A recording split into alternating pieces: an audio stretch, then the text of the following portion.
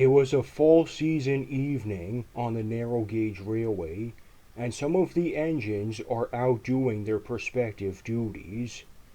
Rheneas had delivered his last passenger train to one of the stations, and just as he's about to go into his shed, Mr. Percival was waiting for him. "I need you to go to the abandoned Mid Sodor Railway to salvage some materials from there. I'm having Fred work with you." "I'm tired, sir. I had a long day.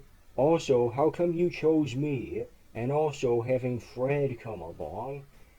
"Because you're the only engines available. Skarloey, Duncan, Luke, and Peter Sam are at the Blue Mountain Quarry. Sir Handel, Duke, and Bertram are dealing with the other passenger trains, and Rusty is needed here to do shunting duties." Rheneas then goes to get some coaches and freight cars. Rheneas and Fred had prepared some coaches for the workmen to ride in and some freight cars to load what's going to be salvaged from the abandoned railway. Both engines were at the front of the train. "Come on! I don't want to be out all night. Let's get this over with already." Rheneas got annoyed. "I don't want to tolerate this laziness. That's the least I want to deal with now. I don't disagree with you that I want to go rest in the sheds, but we gotta do as we're told." The workmen entered the coaches, and the two engines started to make their way to the Mid Sodor Railway. The sky continued to grow dark over the valleys. Rheneas hadn't been to the Mid Sodor Railway since he helped Skarloey bring Duke to their railway so he can reunite with Sir Handel and Peter Sam. He hadn't seen the full railway. "Hey, how long do we have until we get there?" Rheneas ignored Fred and kept going, but he is still getting annoyed. It took some time, and they arrived at the abandoned railway at the same spot where Skarloey took explorers to find Duke. Fred had uncoupled from Rheneas, and the workmen got out of the coaches and walked down the hill to salvage materials from the railway. It was still overgrown with vegetation since the railway closed down.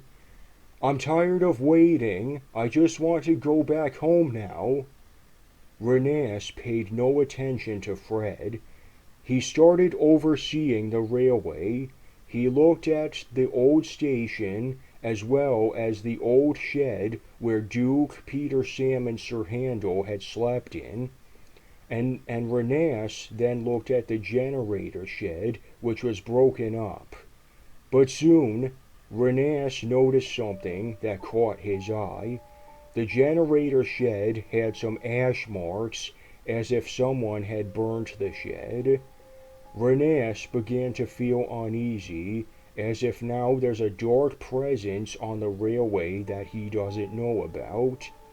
He now wishes he hadn't come to the railway.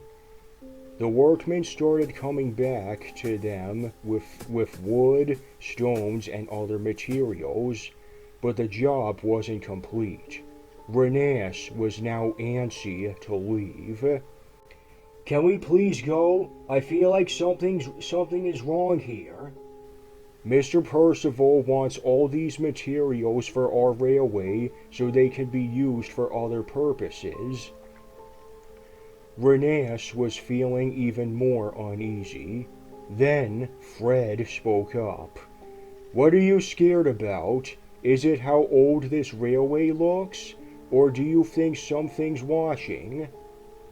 Rheneas didn't respond and continued waiting for the workmen to be done. It was soon nightfall, and the trucks were still being loaded with materials. Rheneas and even Fred are still waiting impatiently, but not in the same way. Fred had started to sleep due to boredom, but Rheneas was still feeling uneasy. Soon, distant footsteps were heard. "I think we're not alone. Someone or something is here." "You two men, go see what's up."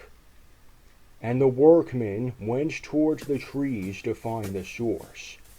Rheneas was nervous and is still antsy to go back to the sheds.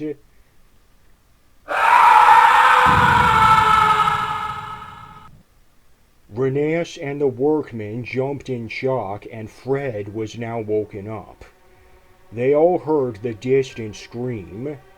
Just then, one of the workmen came running back, and to everyone's horror, they noticed a bloody gash on the workman's face. "We need to get out of here right now. It's not safe here."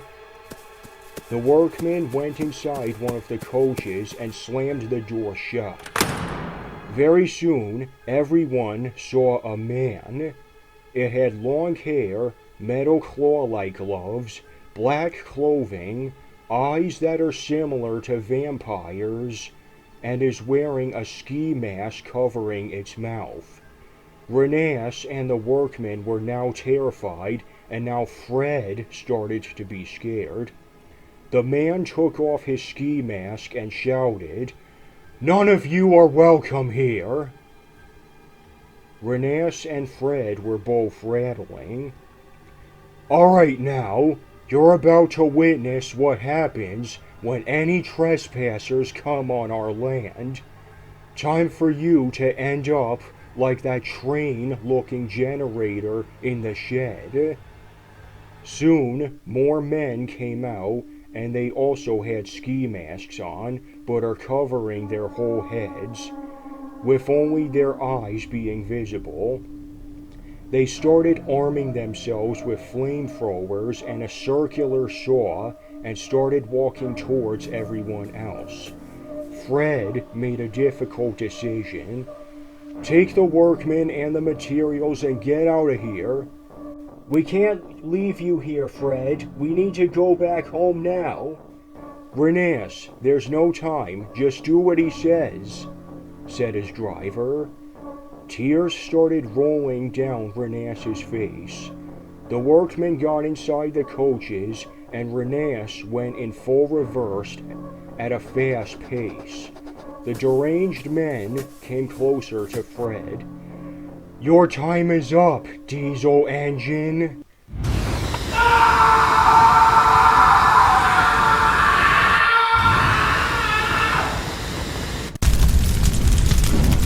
Rheneas went as fast as he could and didn't stop until he was back at his own railway.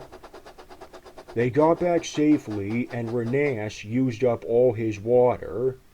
Rusty was surprised to see how fast Rheneas came back. "What happened? Where's Fred?" Rheneas didn't respond, and Rusty could see his scared look. He pushed Rheneas into his shed, and Rheneas closed his eyes tightly. Early next morning, Rheneas was exhausted as he didn't sleep much. Mr. Percival came to the sheds and noticed Fred was missing. Rheneas told everything that happened. Soon, a group of police officers were sent to investigate the Mid Sodor Railway and kept a watchful eye for the deranged men.